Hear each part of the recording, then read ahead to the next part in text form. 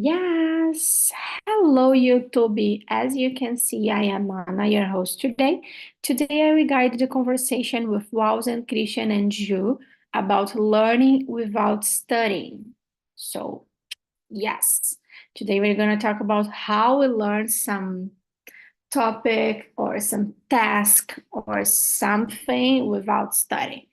But before we start, we always do our presentation. So, Ju, it's your turn. Present yourself.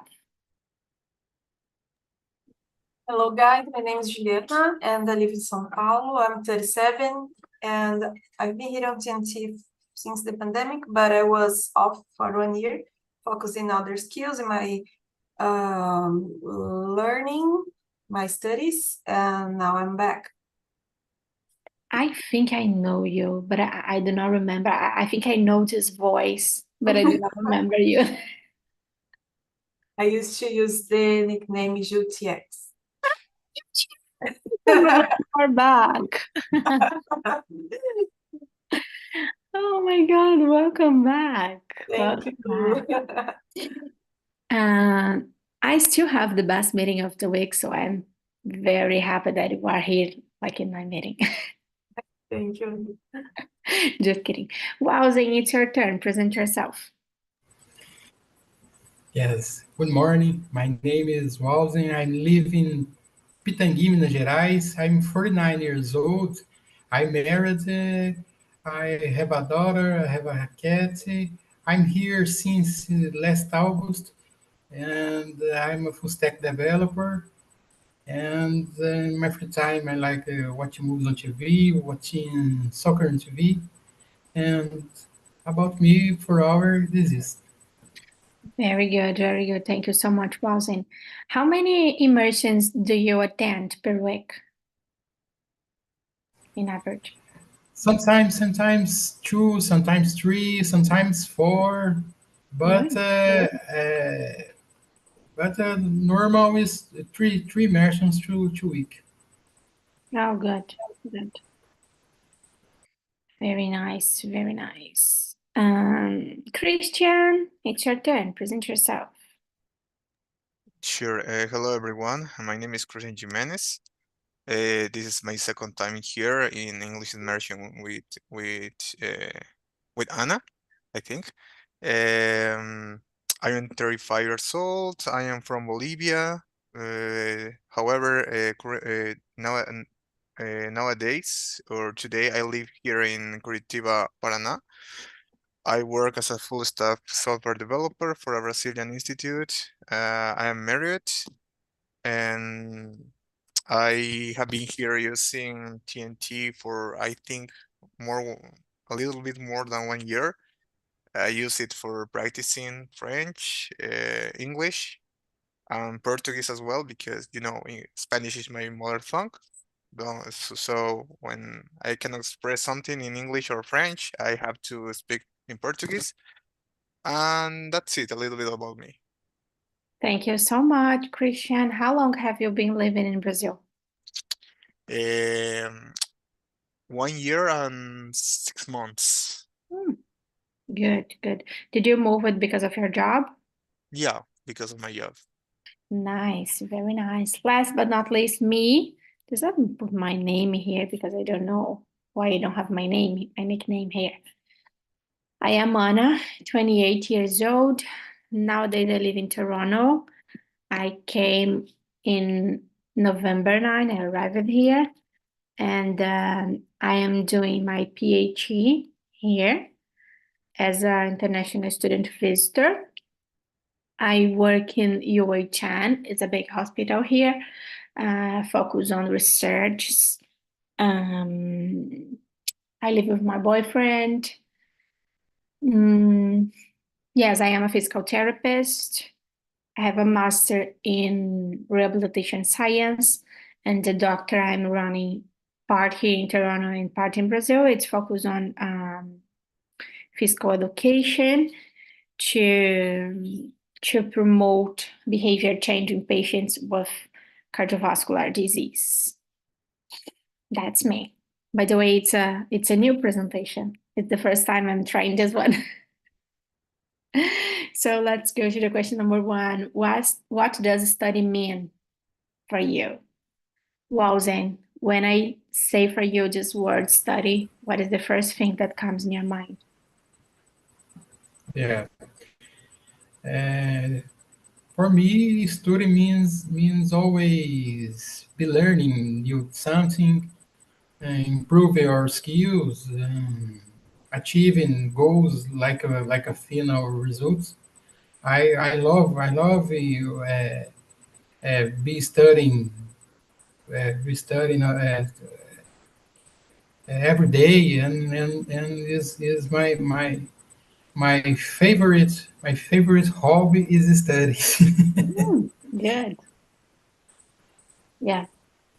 I discovered that I think I don't like to study, even though I like to learn. I don't like to study like in a traditional way. But yeah, that's the main purpose for this discussion. And for you, I, Ju, I I'm working I working I working with technology, and I never stop studying. yeah, I know how is it. I know. And you, Ju, what does study mean for you? I think that it opens our minds to new opportunities, to learn about different things that it's not in your daily routine. I try to learn about different things during the with the news, with books or YouTube, you know. So I think that it's opportunity to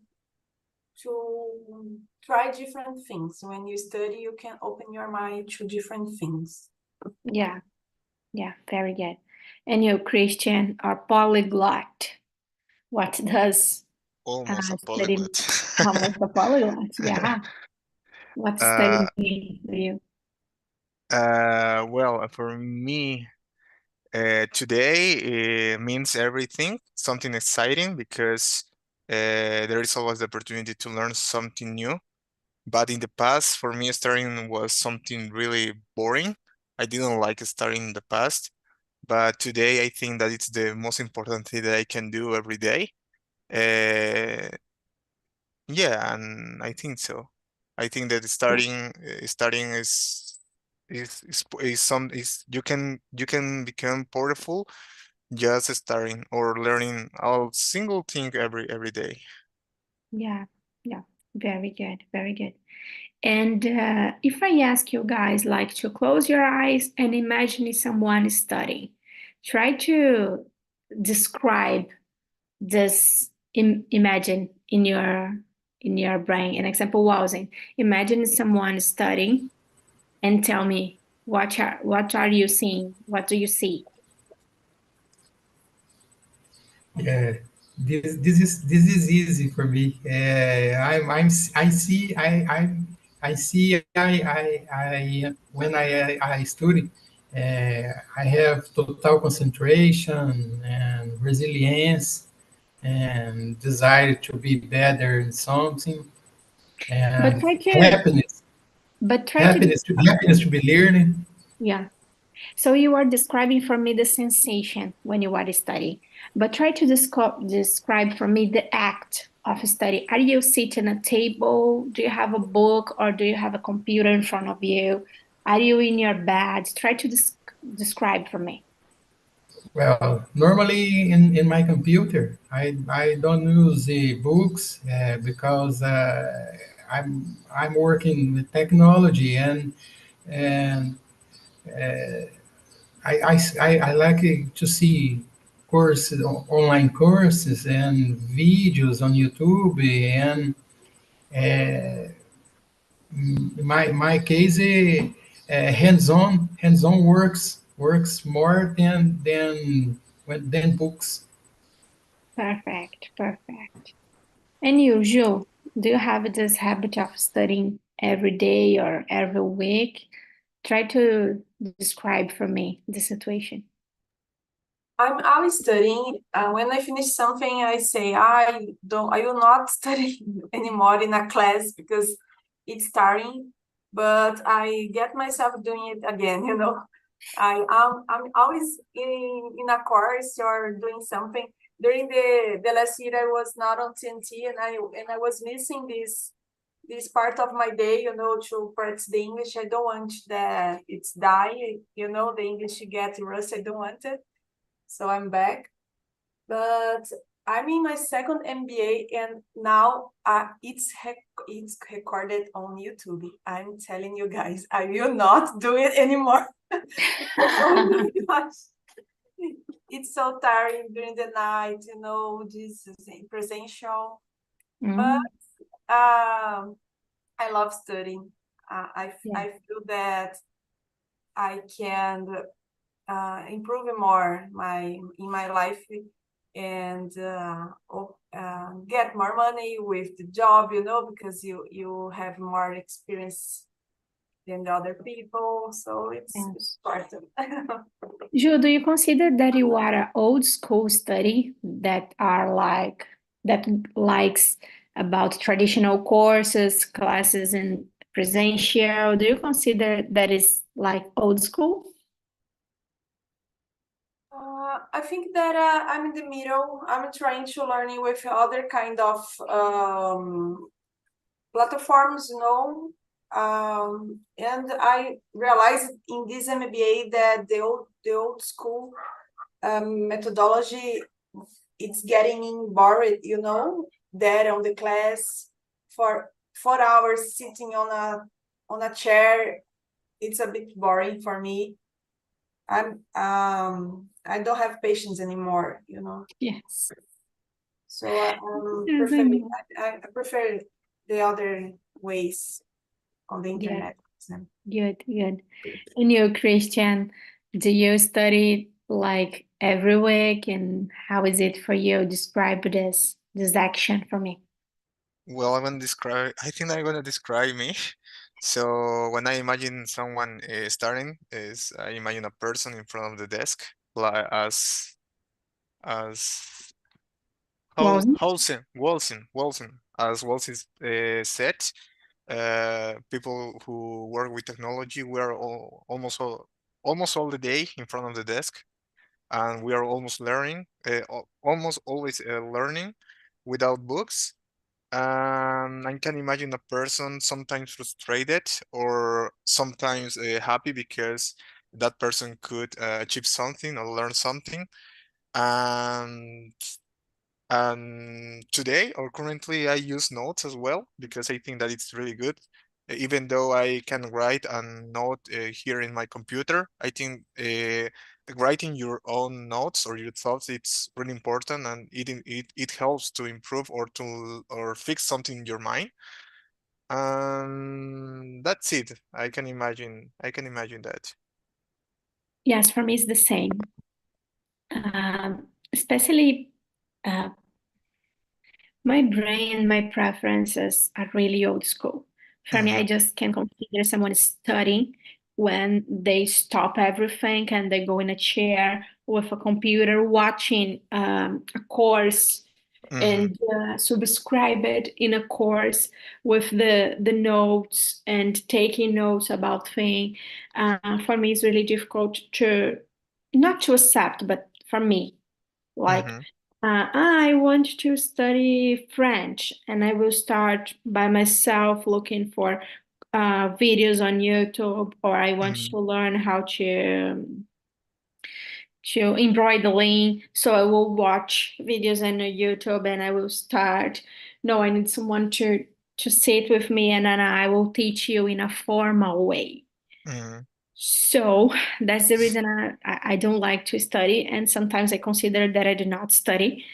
But here I'm learning that there is a lot of ways to study or to learn that are not so traditional, and I'm trying to apply this in my routine. But yeah, I'm totally as usual. I need to go in a course or even in an online course. So yeah, now I am studying. So yes, I like this. I like. So let's go to the question number 3. How do you think informal learning, such as through experience and conversation, compares to formal study in terms of retention and understanding. Wowzing. Seems that you and Christian are the different guys that study in a different way. Do you consider when you are like in a conversation or in a exchanging some experience with your friends, do you consider that you learn in the same way that studying in a traditional one? Yes, for me, informal learning, it's part of the process. In general, in my case, we begin with formal studying, and after this, I begin with formal, and after this, the informal learning, and with hands-on, in my case, and conversations with more experienced people, uh, conversation with seniors developers, and then experienced developers. To me, this works this much. Yeah, yeah. But an example, do you consider for you learn like in a specific task? If you get like a class, a traditional one, or you have some compare like a traditional class, like 4 hours in a class, then some conversations or some experience or some hands-on. Do you think you have the same attention or retention and understanding about the topic? Well, Christian says, hands-on fixed more in my brain. Hands-on and notes, and writing in annotations, and works more to me. Oh, good, good, good. And you, Christian, do you think you have the same attention or retention or understanding in the different ways to learn? Well, I'm not sure, but obviously I'm sure that every person is different. So the way that they learn, not always is gonna work for for other persons. So we learn in different ways. And for me, I think the hands-on is works as well, because when someone is talking and talking or trying to explain something just in theory, that doesn't work for me. So I get boring, and I can lose the attention easily. The kind of person that I can lose the attention really, really easily. So I think that doing the things, experiencing the things, even more in programming, I think that throwing the exception or where you are programming or when you are building an application, the errors make you learn more and more, and hands-on and practicing uh, in any technology or in any language that you are trying to learn or you are working it, practicing and repeating again is the most important part. Yeah. Yeah, sometimes for me it's the same. When I need to do something, I have all my attention on this. But when someone is explaining, sometimes my brain like run.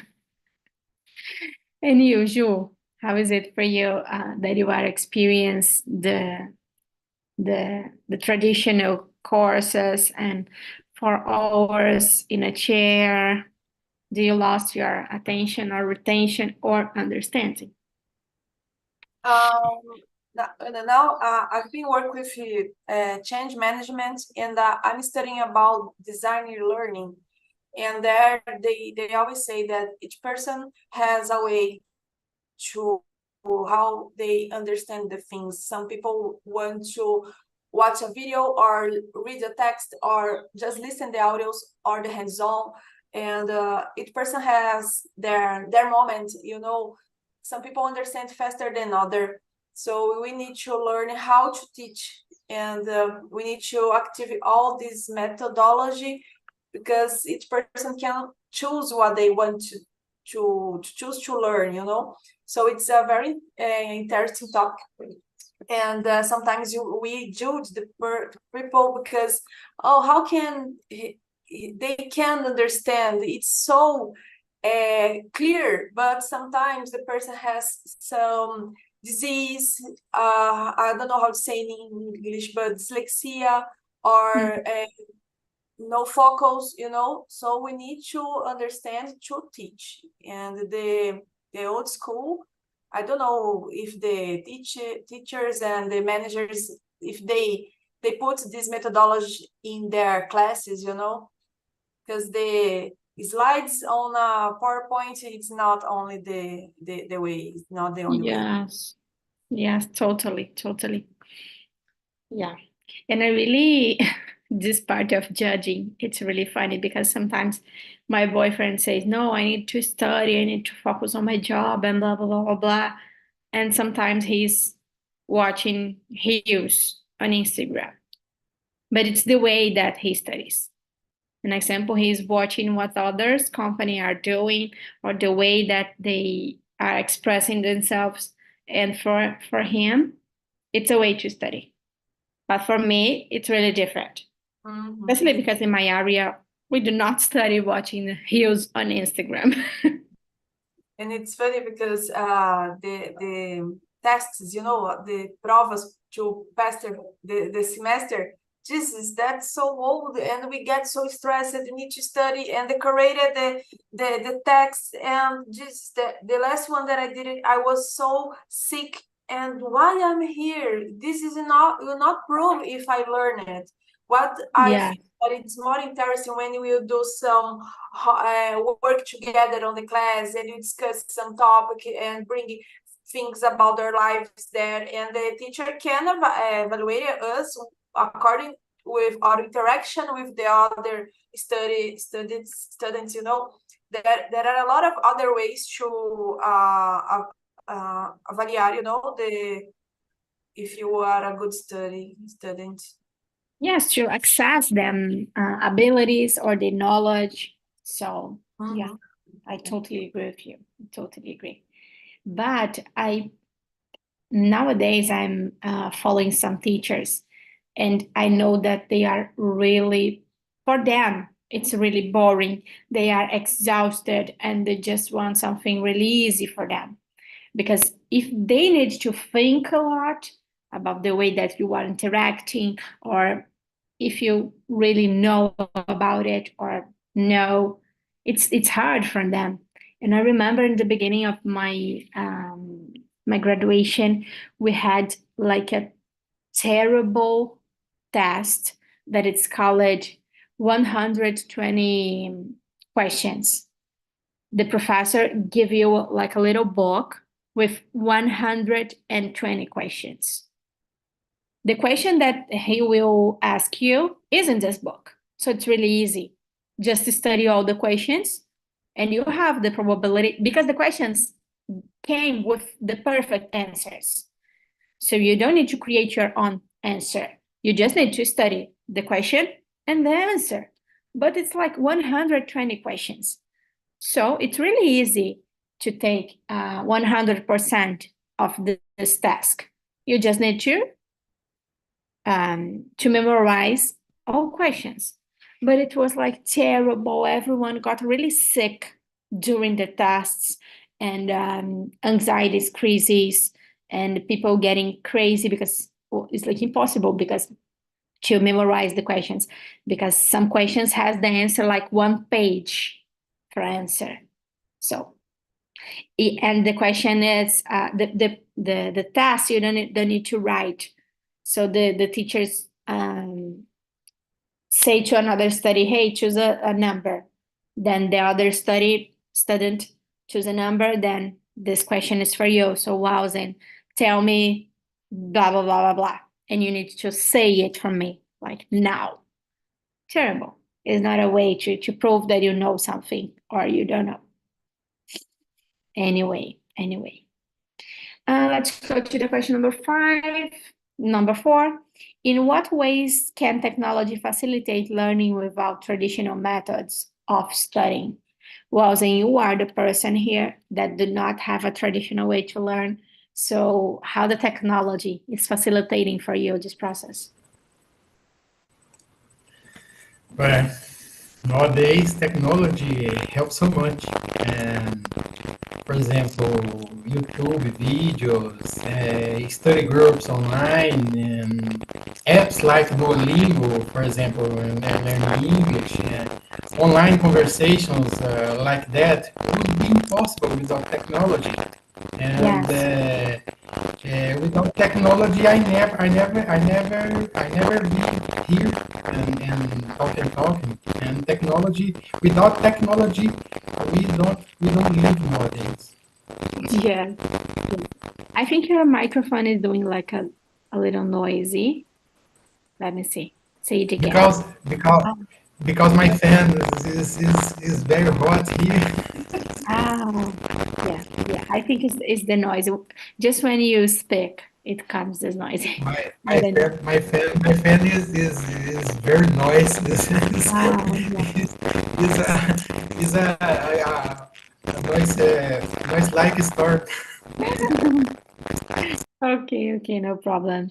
And for you, Christian, how the technology is facilitating this learning without traditional methods?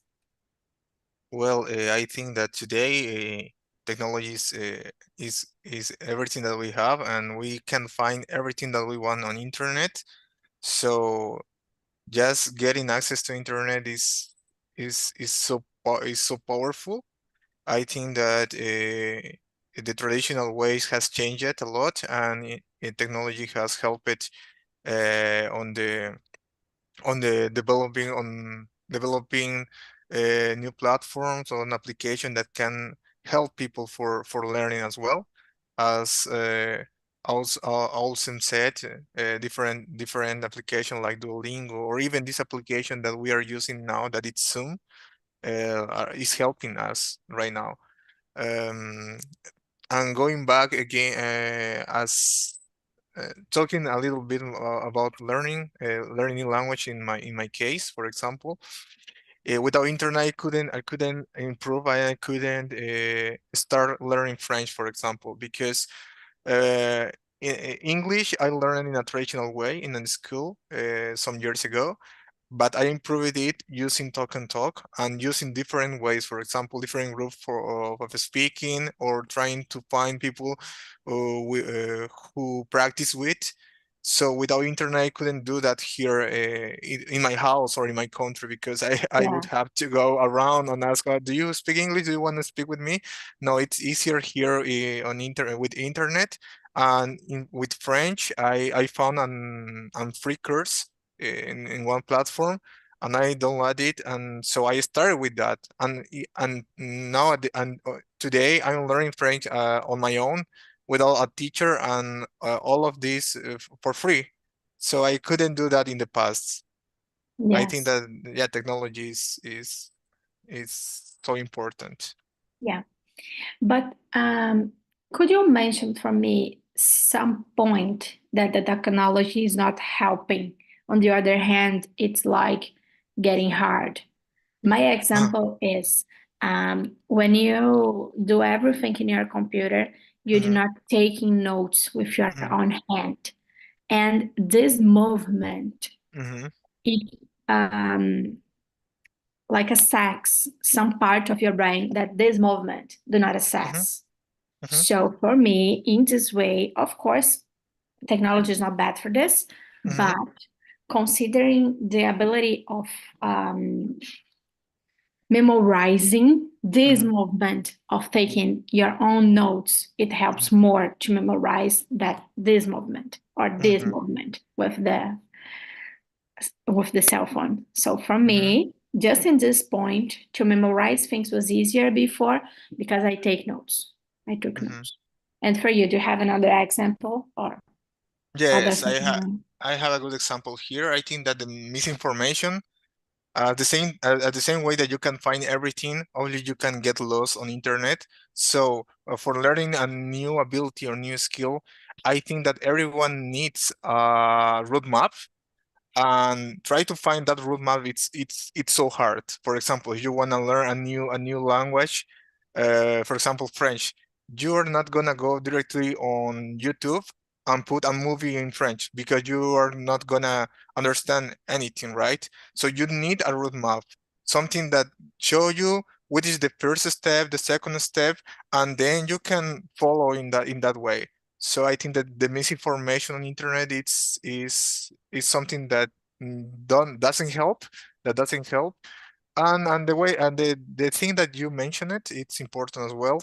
But I think that is for different fields. For example, for technology, we don't need to write that as Awesome said. We don't need to write on or take notes. We just need our computer and some ideas for programming, and that's all. But for example, for nurses, for another fields or profession that need to handle things or Yeah. do some practice for some practice with hands. I think in that way it's impossible to learn with or learn from on internet or with an online class. You all the time need to practice or put your hands on. Yeah, perfect, perfect. Like the technology and the internet, they are separate. An example, internet is part of the technology, but technology is not just internet. Because an example in my field, like physical therapy or nurses or any profession from the health area, we enjoy a lot technology. An example, when I studied, I had a real, I don't know how to say in English, cadaver, like someone who died there for me to study. But nowadays, with the technology, they can replicate it in a so perfect way that sometimes we don't need like a cadaver anymore. I am old school, so I will always prefer the real person there, but it's like impossible to study the same person who died from 20 years. It's like impossible. So we need something to substitute this. And you, Ju, in what ways the technology is facilitating your learning process? I totally agree with you guys, what you said about the platforms, for example, the TNT. I wouldn't be able to join with so many different people around the world and twice or three times a week if I needed to kind of go to a place, it's hard to find people available to do this. So in the comfort of my house, I can talk with you guys, and that's amazing. So this is the best part of technology in the learning process. Yes. For me, the really good part of the internet is to do not waste time in the displacement. Because if you need to go like in a traditional conversation class, you need to displace from your house to the place that you need to do, then you need to back. And sometimes you spend more time in the transportation than in the real conversation. So for me, internet is perfect because of this. We don't have to spend this time.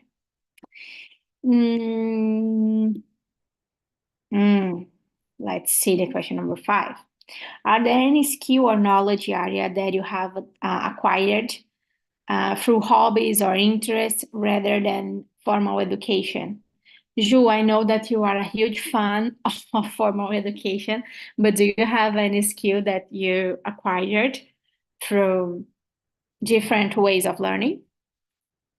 The life teaches, I was a supervisor. I managed teams during 10 years, and I learned how to deal with conflicts. And it was in the school, how to understand the humans and deal with these conflicts. It's about the experience. It's not. I learned about that on the school, but it's different.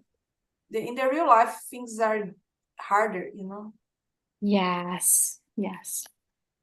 Yeah, to deal with conflicts. Yeah, it's something that I just learned with the real life. Because it's funny. I went in a conference and I won a book about coaching and perfect questions to ask to someone when you want to try to solve conflicts. And I'm reading this book, but come on, when I read the questions, oh, amazing, I will try to apply it. When my boyfriend start to complain, I will ask this question and it will finish the conversation. But just the real life teaches you how to really use and the time that you need to use. You don't need to memorize perfect questions because it's not like this.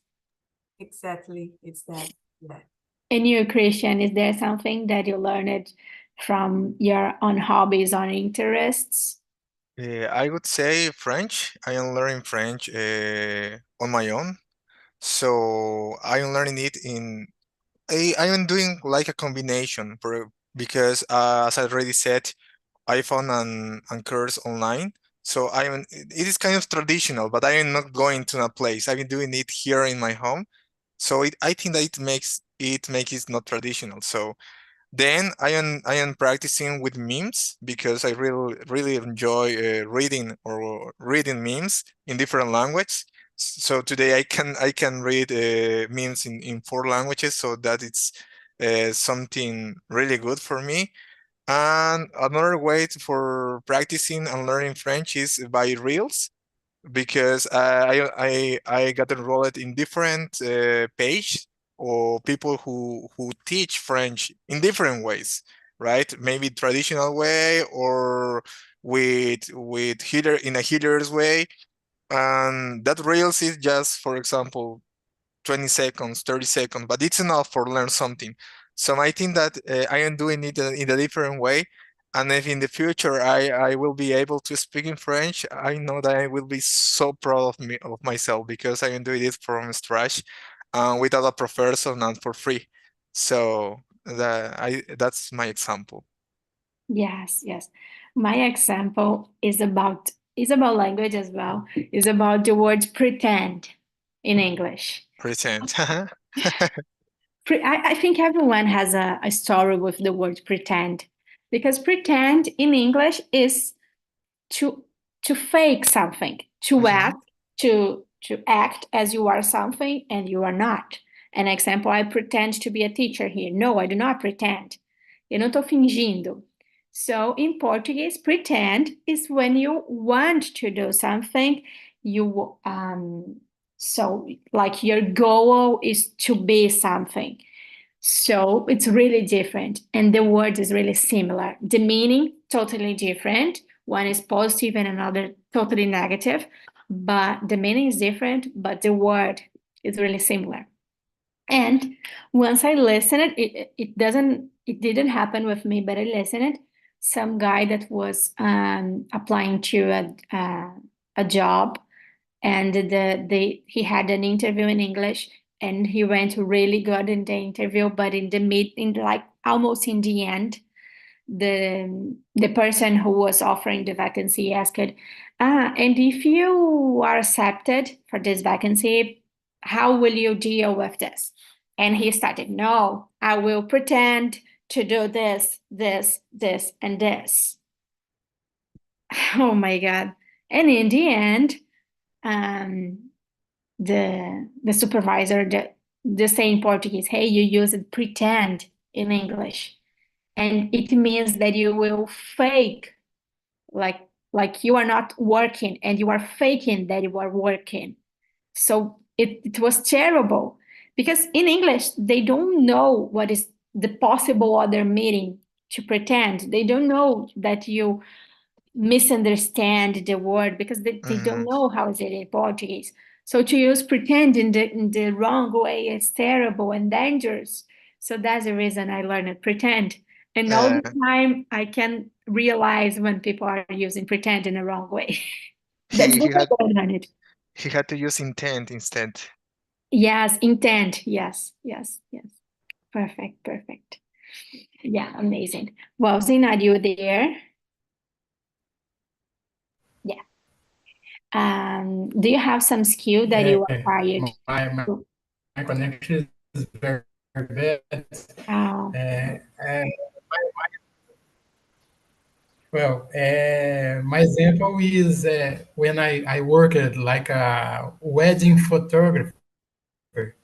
I did learn because I always did like to take photos. and I started working in a wedding photography company where other experienced photographers help me and teach me. And I worked with wedding photography for 10 years Nice. before the working with technology. Yes, you just like it and you start doing, then they call you to work together, right? Right, right. Mhm. Very good, very good. Let me choose another question. We just have 2 minutes. Ju, the question number 8. In what ways can everyday experience such as travel, hobbies, become an opportunity for learning without needing formal study? Are you using these opportunities? Yes, I think that you need to do network, talk with people. You know, if you stay in your bubble, just alone, we don't live alone. You know, you need to be in contact with the experience and open your minds to that. So they are good opportunity to learn new things, accept the new. As I told you, I've been working with change management and we resist a lot. We don't want to change, so we don't need to go to places that we don't know people. We don't want to be here because we are shy, but that's the way that you can learn, you know, when you suffer a little bit and we can see that it was not that hard. Yes, yes. But why do you think we value more the traditional way of learning than this experience that life gives for us? Why do you think we value more? I think it's about the culture, the way that the oldest generation established that it's the only way, you know, you need to learn, you need to have a certification, you need to be a engineer or advogado or a doctor, you know, this, and you need to learn and study a lot in the school. So that's the only way that you have value on the society. But thank God this is changing. For example, I don't need to have a very expensive English course to prove that I can speak in English. And if I put that on my LinkedIn that I have English, it's enough. Yes. I need to only prove, you know, that's more important than a certification at all, you know. Yes, yes. About the certification, if you want to complain about the certification, just call me and I will complain 24 hours for 7 days. Because to come here, I need to do a certification test. I did TOEFL and I did for the 4 skills: writing, listening, reading, and speaking. And oh my God, this test doesn't prove my English level. Just prove how I prepared myself to do exactly this test. But if you ask me, Anna, do another test, no, it doesn't prove the way that I know or the way that I can survive in English. Because sometimes I don't know all the words, but I know others. Maybe I don't know this word that you are asking me, but I know several other words that I can use. An example, pretend and intent. If you don't know how to use, choose another one. Try to run from the situation. So this ability you just improve. You do not improve in traditional courses. You just improve in the real life when you try pretend and you do not get a job just because of this fucking word. So in the end, you will never forget. Welcome back, Igor Alend Fran. How was the conversation for you guys? For me, was pretty good. Good, good, good. Very good. You could talk, we answer all the question, Mm, and yes. we had time to talk a little more about the life. Igor in United States, he shared with us a lot of experience. He had to Nice, be there. Yeah. nice, nice, nice. It's something funny, but something that I learned here in Canada. It's because they almost do not say very good. They say good, good. And Good, in the good. beginning, I was like, what is good, good? Double okay. good. Yes, double good. And now I am addicted on saying this. Everything that you say from me, I am good, good. It's so satisfaction when you pronounce this word. Anyway, just kidding. I will finish